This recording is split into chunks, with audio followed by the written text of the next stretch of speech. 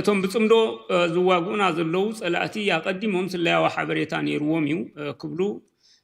ኣዘዝቲ ሰራዊት ናይ ብልጽግና ይዕዘምዝሙ ከም ዘለው ኮታስኩም ዓይነት ወረ መንጎም ይዛረቡ ከም ዘለው ድሮ ፈሊጦምና ጸኒሖም ገለ ኢሎም ከም ተዛረቡት ሓበሬታ የመልክት ሕጂ ዝውግእ ዝካየደሉ ዝበሎ ቦታ ኣብቲ ዝሓለፈ እዋን ብድሮን ተሳኢሉ ዝነበረ እዩ ተኸሺፋ ብልጽግና ገለልና ንሪኤኩም ዝነበርናት ኣብ ዝሓለፈ እዋን ብድሮን ዝተሳእለ ኣብኡታት ከባቢኡ ዝኸውን ዘሎ ስለዚ ድሮን ከሽፋቶ ጸኒሓ ማለት ይስሩ እዩ እቲ ምንቅስቃሳቶም ኣብኡ ዘሎ ስለዚ ጉሁድ ዩቲቲ ማለሲ ፈሊጦምና ጸኒሖም ገለ ዝበሃል ድሮ ኣብ ድፉዕን ከለውን ተራእዮም ኣሎ ከይተንቀሳቀሱ ከምቲ በኣም ሆይ ዝረኣናዮ ስለዚ ኣብቲ ከባቢ ጮቢበር ዝበሃል ኣብኡ ዝርከብ ድፍዓት ካብኡ እዮም ተበጊሶም ናብዚ ዋጃ ዝበሃል ከባቢ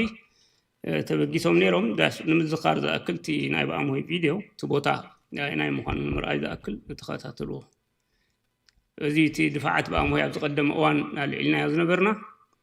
ማለት ብድሮን ሲኢሎም ሰደድዎ ማለት እዩ ኣብ ማሕበራዊ መራኸቢታት ኣብ ገለውን ወፂኡ ዝነበረ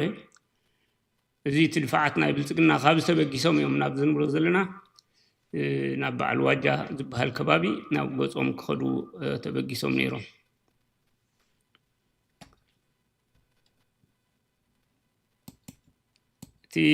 ድሮናት ኣለና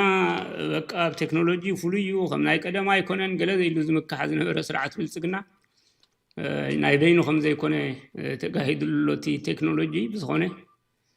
ካብዚታት ካብዚ ድፋዕ እዚ ኣደነው ይረኣየኩም ተዳሃልዩ ብፍላይ ኣብ ኮምፒውተር ወይ ድማ ኣብ ቴሌቪዥን ዓቢ ስክሪን ዝያዳ ክርአ ከኣል እዩ ብዝኾነ በኣም ሆይ ብሰፊሕ ርኢናዮ ስለ ዝነበርና ጊዜ ከይወስደልና ንምዝኻር ዝኣክል እዩ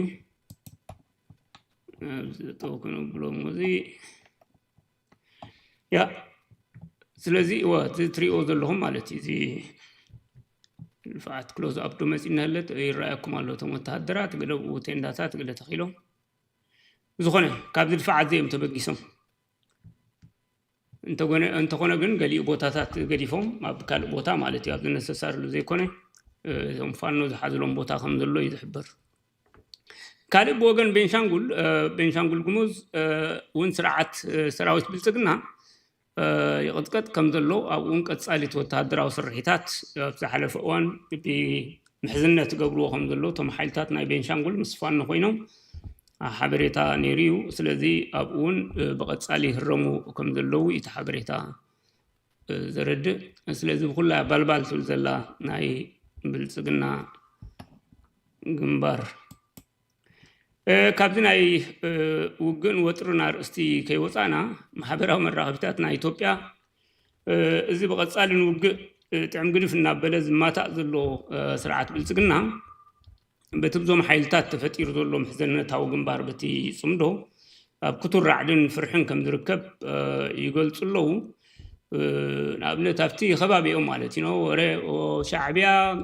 ኤርትራ በቃ ነዊሕ ዝጓዓዝ ምሳይል ኣለዎም ገለ ተባሂሉ ኣብይ ኣሕመድ ሰሚዑ እግርግር ኣእቲዎ ከም ዘሎ ወልባዕላቶም ዘውፅዎ ሓበሬታ እዩ እቶም ናይ ኢትዮጵያ መራኸቢ እናተኣኻትሉ ማሕበራዊ መራኸቢታት ንዑ ተኸታተሉ ወደ ቤት አንድ ጭንቀት ተፈጥሯል ከባድ ጭንቀቱ የሚመነጨው ከምን መሰላችሁ እና አብይ አህመድ ጦርነት ከተጀመረ ካድሮቹ ሲል ሰምታችኋል አይደል እነዚህ ሳያጌና ከተጀመረ በቃ አስመራ ያልቅለታል ይላል ጌታዬ አብይ አህመድን ጠይቀው ከአብይ አህመድ ኤርፖርት ከአብይ አህመድ የድሮን ማዘዣ ጣቢያ ድሮን አስመራ እስክትሄድ ድረስ አይጠብቅም አብይ አህመድ እየተንበጫበጫ ያለው ወዴትም መጠጋት ሳያስፈልግ 2000 ማይል አብይ አህመድ ጓዳው ድረስ የሚመጣ መሳሪያ ያላቸው ሚለውን ሰምቷል የጨነቀው እሱ ነው በቃ አብይ አህመድ ክልተሽሕ እኮ ያድልዮም ነው ሸሕ ይዛክል ኤኒዌይ ክልተሽሕ ዝጓዓዝ ምሳይል ኣለዎም ተባሂሉ ከም ዓይነት ሓበሬታ ስለ ዝረኸበ ኣብ ራዕድን ኣብ ጭንቀትን ይዝርከብ ዘሎ ይባሓፂሩ ተዘረባ ከኤርትራ ምድር መንቀሳቀስ ሳያስፈልጋቸው ደብረ ዘይትንም 4 ኪሎንም ሰላም ማለት የሚችል የ2000 ማይል ርቀት አላቸው ነው ነገርየው። ይሄንን ሰምተዋል ወዴዶች።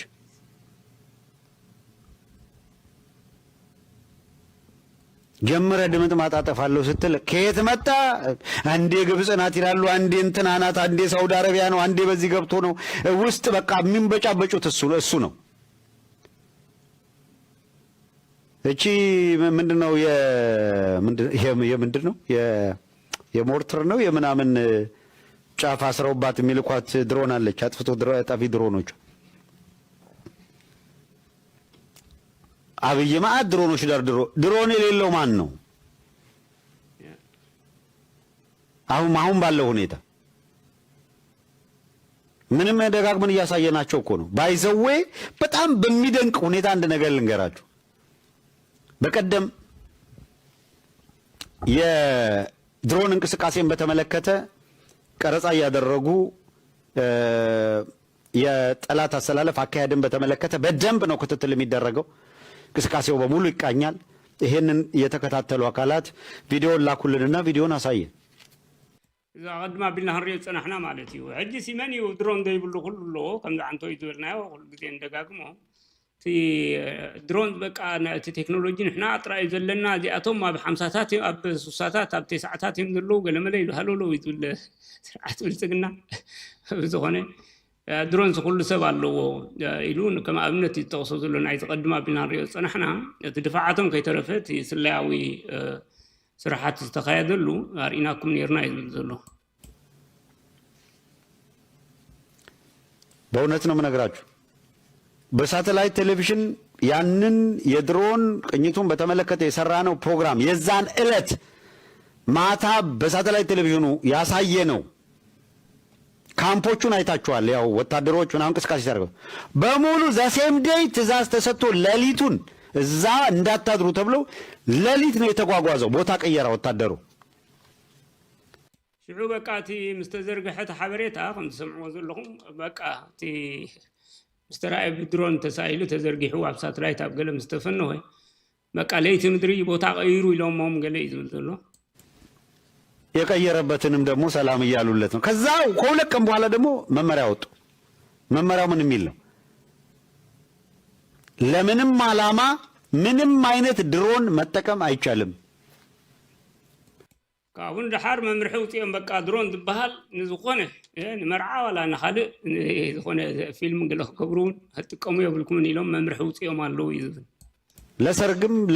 ለምንም ቢሆን ድሮን መጠቀም አይቻልም። ድሮ ፈቀዳችሁ ነው እንዴ እየተጠቀሙ ያሉት እነዚህኞቹ? እና ሲጨንቃቸው ሲረበሹ የሚያደርጉትን ነገር ነው የምታየው። ኦህዴድ በቃ አቅሎም ፀይብዎም ከም ዘሎ ይዛረብ ዘሎ ከምዚ ትሪኦ ዘለኹም ኣብቲ ኣርእስቱን ፅሒፎም ዘሎ 2,000 ማይል ዝውንጨፍ ሚሳይል ኣሎ ተባሂሉ ኤርትራ ሕጂ ድቃስ ኢኖም ኣሎ እዩ ዘሎ። ብዝኾነ ከምቲ ብዝሓለፈ እዋን ዝረኣኽሞ ባጫ ደበለ ዝብሎ ዝነበረ በቃ ሕጂ ግንባርን ደጀንን ዝበሃል የለን ባድመ ግንባር ኮይና ኣስመራ ደጀን ክትከውን ኣይትኽእልን እያ ኩሉ ግንባር እዩ መኒው ኣብ ፌሻጋ ቲቲ ኣብ ደቡብ ኤርትራ ምን ሱዳን ኢትዮጵያ ዘሎ ቦታ ግንባር ኮይኑ ካርቱም ደጀን ኣይትኸውን እያ ትብል ነበረ። ሕጂ ኣዲስ ኣበባ እውን ግንባር ከም ዝኾነት ተፈሊጥዎም ዓቕሎም ፀይብዎም ኣሎ ብሓፂሮም ዝብሎ ዘሎ። ብዝኾነ እቲ ማለሲ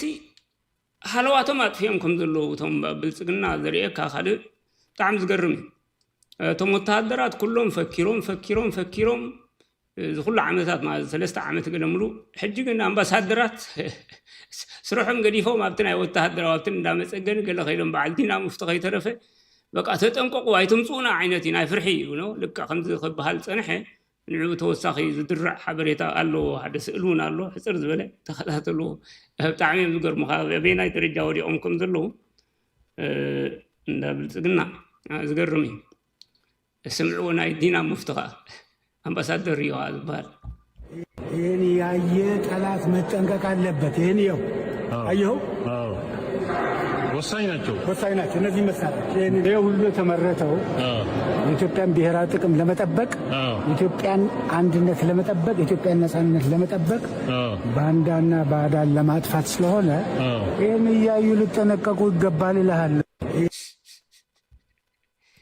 باي تاي هجي أبزي أبتندا استسابر ناي تجنا ناي قال برت كيدي زاربت لونه أبتدفع خذي وسدو مالسي قال أتليست زيادة تعشم هاللو زهونه كم ذي نبلو زلنا بعقل صبت كم زلوا بقى يلا تباهيلهم يوم كلها قال قبر زحاس كا درب تباهيلهم يوم بر زي أمباسادر سي أو غير خزارب كلهم زمحروا اللي يكونون زهونه هني عيت ثلاث متنقق على لبت هني يوم أيوه ወሳኝ ናቸው እነዚህ መሳሪያዎች ይሄ ሁሉ የተመረተው የኢትዮጵያን ብሔራዊ ጥቅም ለመጠበቅ የኢትዮጵያን አንድነት ለመጠበቅ የኢትዮጵያን ነጻነት ለመጠበቅ ባንዳና ባዕዳን ለማጥፋት ስለሆነ ይሄን እያዩ ሊጠነቀቁ ይገባል ይላል በቃ ከይትመጹና ተጠንቀቁ እዚ ትሪኦ ዘለኹም ሃገራዊ ሓድነት ናይ ኢትዮጵያን ምዕቃብ ተባሂሉ ተዳልዩ ዘሎ ይብል ኣብቲ ጋራጅ ኣብቲ መስንዕ እንታይ ካትብሎ እዚ ፅገና ብረት ገለ ቦታ እዩ ዘሎ ዓዲ ዝወዓለ ገለ መለ بزخنة كم زبلنا أبي نايد رجع هم ذركبو زنصبارو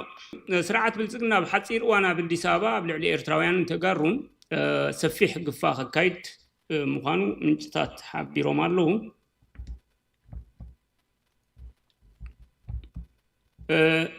بمسرة حبرتها نتي بالسجن وتين وذلو قفا كابناي قدم استفليز قبرو مستي أمونغو بالسجنا بتخال وجن دما إيرترا تجري ذلو بتشت وتري تأساسيرو مرجتي خافلت عينته دقافلي خات قاوم مالتي السرعات دقفوري خات قاومو عينت زبل مصراي ذكايا دلو عينت قفا مخانو يوم تمنجتات زردو دحرت قفا تقاومن دقافن فاليوم نتي تقاومي مستن بالسجنا سنة عن زلو ناي تجري هنا نا إيرترا ناي تقاوم تقولجلتات نخصمبرو ناب مدبر تعليم كسدهم كله نتوم دقفتي كسوقهم ويدما أب مسنح بوتا أب تناي ديتنشن كامب قله أو خصنحهم كم دخل يوم تقصو بالعلوي كوميشنر سدتنياتات ودو بحبرات هاجرات بيونيسيار استمزقبو ناي معسكرات سدتنياتات على سنة يتوم سدتنياتات كان معسكرات كسدوهم مخانومون تحبريتا جنزيب الله ስለዚህ በክልተ ሸነኺው በተሓደ ስጋኣቱን ኣለዎም ትኩነታት ኣብ ጅመረሉ መንዩ ከምዚ በዓላቶም ዝብሎ ዘለዉ ንዓቶም ዝድግፍ ዝቃወም ስለ ዘይፈልጡ ካብ ስለያዊ ታሽሙታቱን ንዕኡ ንምፅራይ ኢሎም በቲ ሓደ ከዓ ክዕጥቁ ነቶም ሓይልታት ኣብ ዝሓለፈ እዋን ሰሚዕኹሞም ኣለኹም 20,000 ሰራዊት ኣለና ገለ ዝብሎ ዝነበሩ ብሕጂ ከምዚ ገይሮም ገፋፊፎም ገለ መለ ናይ ኦሮሞ ሓዊሶም ክገብርዎ ዝሓስቡ እንድዩ እጂ ንዕኡታት ከዓ በቲ ሓደ መመልኢ ይኾኖም ማለት ስለዚ ትግፋ ፍልይ ዝበለ ምዃኑ ሰፊሕ መደብ ከም ዘለዎም እቲ ሓበሬታ ዘርድእ ፀብፃባት ብልፅግና ካብቶም ከም ስደተኛታት ተመዝጊቦም ዘለዉ ኤርትራውያን ዝተዓፃፀፈ ቁፅሪ ዘለዎም ኤርትራውያን ኣብ ኢትዮጵያ ከም ዘለዉ ኣብኡ ዘይተመዝገቡ ማለት እዩ ኢሎም ዘይፍለጡ ወረቐት ዘይብሎም እሳቶም ከም ዝበዝሑ ዘመልክት ኮይኑ ካብቶም ቢዩኤንኤችሲአር ዘይተመዝገቡ ኣብ ናይ ወተሃደራዊ ዕድመ ዝርከቡ ኤርትራውያን ኣሽሓት ዝዓጥቁ ክንረክብ ኢና ዝብል እምነት ሒዞም ይንቀሳቐሱ ከም ዘለዉ እቲ ሓበሬታ ዘርድእ ስለዚ ኣብ ኣዲስ ኣበባ ኮነ ኣብ ካልእ ከባቢታት ዝርከቡ ኤርትራውያን ኮነ ተጋሩ መዝሓሊ ጥይት ናይ ብልፅግና ከይኮኑ ልዕሊ ጥንቃቐ ክገብሩ የድልዮም ስለዚ ብፍላይ ናይ ኩነታት እንድሕር ጀሚሩ በቃ ዓይነ ብለይ ስነ ብለይ ከምኡ ንዕኡን ዝያዳ ክፅልዎ እዮም ኣክቹዋሊ ሕጂ ኣብ ሓፂር እዋን ክካየድ ምዃኑ እዩ ዝሕብርቲ ሓበሬታ ነቲ ናይ ወተሃደራዊ ታዕሊምን ዕጥቅን ናይ ኤርትራውያን ተጋሩን ነቲ ፕሮጀክት ማለት እዩ ሓላፍነት ሒዝዎ ዘሎ ጀነራል ጻድቃን ምዃኑ እዩ ሓበሬታ ዘገንዝብ ጀነራል ጻድቃን ምስ ኤርትራውያን አንጭዋን ድሙን እናተሓላልዎ ዝነብር ከምቲ ኣብ እዋን ተደምርናል يهجدفنا بدي سابق خير كله نعم مقالة هذا حج خا نعم مقالة الكل كله بمسوحات نب بدي سابق يو تسجيل زلهم بزخانة لارجع دبي كتب له تغليها دبي أهدو خوين له نابينه خابزي أنا أفتح أجرنا بليز نبرز له بزخانة نزيا بزملكت نزل نبرز لنا خونتات حدا تقراواي مهور حونا قالت الله سكين عاد خطاتلوا نزا فوبيا نا إرتراويان حيزو الله صادقان تبل كابوزو سدنايا ስለዚህ የተከታተሉ አህጽር ዘበለታል አንተ ንሽተው ጊዜው ናሻዓብያ መንግስቲ ጻድቃን ካብ ኢትዮጵያ ከይወጽ ንብልጽግና ጠንቂቁ አበዲስ አበባ ነው ማለት ዳር እን ብርሃኑ ጁላ እና ዳነች አበበ እን ሽመልስን አብይን ዝፈልጥዎ ምስጢር ማለት ዳር ጻድቃን ከይወጽ እንደገ ማለት እዚኣ ካፍቶም አዘለው ሰባት ንቶም ኣብዚ አዘለው ናትና ናይ ሰራዊት መራሕቲ በይዛ ከምዚ ሰብ ዘድሕንዎ ከምዚ ይባሃለሎሞ ከየጥፍዎ ተባሂሉ ዳርታይ ዲ ተገይሩ ያው እሱ ዝወፀሉ መንገዲ ተኣልሹ ማለት ክልተ ዓጀብቲ ነይሮሞ ሃርመኒ ሆቴል ተመኒው ይዛረቡ ነይሩ አርአ እሱ ታይብል ነይሩ ናብ ሃርመኒ ስቶም ዓጀብቲ ሒዝዎም ሄዱ دحر توم عجبت أفت ريسبشن كوفبيلو أفتال عيلوي تفوق أخي باس لازلني أو زي تصبيني له بخالب بروزيو I think تكمت 10 تشي أنت وإشراك هاي قلتشهن 10 سلسلة دحر شو ما كوفيلو قنفذوا النالو أجري بإيربورت كيرون ما قالوا مج دحر توم قالوا دنجيسهم نجون من جا يقولوا لهم واتسأل كأنكو أخي باي الناس تفينا يلن أخيوات بهلوني نبرن جون منقر مسدوله له مقاليني هو حزن مقالين خمس أبزي أزنو روتا ودروا مرحتي بس أيوم كدحنو مالتي كافتو بدي شاب أزلو إذا قد دايزي أزفلت نقوم يشوكلو أبزي أمسي حاجة تخبر مسي يوتو كدحن نهزو تقرأ حسيبوي مثلا هيوتو كدهن برخا وصي خا مسخا برخا وصي مسخا هاتو حلوه من كحلو نابزي اون شعبيك مسيا نمغال اتيدو مغال ارتغراي بيبيدا اتيو سو شعبي يعني مسخا برخا وصي افتا برخا خوينو يكاتي تور حتاغيو زعواز سبز كحسب خلوخ انا سب نزي صدقس صادقان يبالو سبي مرهو لقبر أب صادقان يا فريسا أفتاس الشيلس تحدثن صادقانن سراويت تقراين تتصيفونا بيبي يونيفورم تخدينوس مش شعبيا كقدم سبو زي أنا من حمامي أنا صادقان فوبيا أنا شعبيا كابد ديساوا زهدمو شعبيا ديساواني كابد سبا يزن لعلي قبنيا مني بزيلك حزب هزب غاتي كن سخاسلت انك تحز صار كان بوليتيكيا هنا نغاراي قبل حزب تግራይ بحد شقومتنا حزب تግራይ زغبرا زرخبن ገንዘብ ነው አብዚ ሁከት እዚ ሁሉ ነገር በንግድ ይዛሐሱ ብታን ዝረክበን ገንዘብ ይዛሐሱ ህዝብ ትግራይ ሐመደ ፍንጩ ተወፀ ጉዳይ ይኮነ ዝኹሉ ገይሮም ሃዲሞም ሓገ هاديم هيدو قدموا لزهاده مني نجيتاچو حديقو صادقان نمنتاي مسز بإرترا ركب النفتر مسبلناس كابد ديسابات انا إرترا دمص مستسمعت ناب زهاديم حق السخاخا برخا مسخا وصيوس ادحين كايوس ايايل كحقل فخايوس مسز بإرترا سلام النفتر مسبلناس حديقو كاصر نمنتاي نينوكس للحس سلفيش سلف سنترد حما أروغانت سلسوان ريخا نام مقالة ممسيتون نوسو كام مقالة نديسابة مهدميتون نوسو أبز سبزي نا علامات صنعات علامات بهال سلطانو نوسو تراحي صوت الديسابة زرق خايو بيت مخري نايس أرقام بيت مخري نايمن نا علامة زي بلو ناي سلطان زعمق زلوم محساب زتسانم من كم زرقومم زي فلوت زوردو سبات تأكبوا البوتا إذا زربانا إذا حونا هم ذا السمع ما نتصرت نديا دي كانوا قلت لله نسخ الله ينخلنينا أبزغنا على ما يلو يكون المجمر يفتح مخطط تقرأ يستنبر نفس خدحني يقول الله عقوبي اللي خيدو كحلهم أنتي نفس خدحن مر بتلك حزب تقرأ ترى يستبقى صلوا علامة مخطط علاماتنا حزب تقرأ نخعوت يلو يكونن إذا ده حرواي يوصلوا سوق متخاتم أساسا سوق مرأيو لازم بقندو بتي لعلن تحتن بلوز الله فوبيا ناي إيرترا ناي هجدف كم زخنة يو زل بزخنة ولا إذا قدمون بحال زنبرين بزرزرجن تواتاتو كايدو تي مسرح نتاي مسل كم زنبرة بعلو قليت والله